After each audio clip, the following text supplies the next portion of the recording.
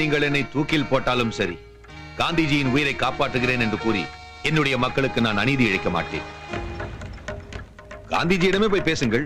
உண்ணாவிரதத்தை ஒரு வாரம் தள்ளி போட சொல்லி பிறகு பிரச்சனைக்கு ஒரு தீர்வு காணுங்கள்.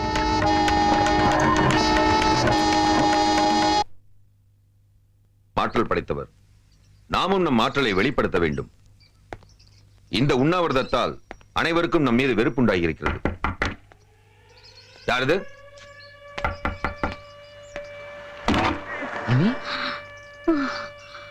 நீங்க ஏன் வந்தீர்கள்? அவர் சாப்பிடாமலே பாத்திரத்தை அனுப்பிவிட்டார். அவர் உடல்நலம் சரியில்லை. இப்படியே அவர் உடம்பை கவனித்துக் கொள்வதில்லை. உட்கார். எதற்காக உன்னையே நீ வருத்திக் கொள்கிறாய்? ஏற்கனவே எனக்கு இருக்கும் கவலைகள் போதாதா?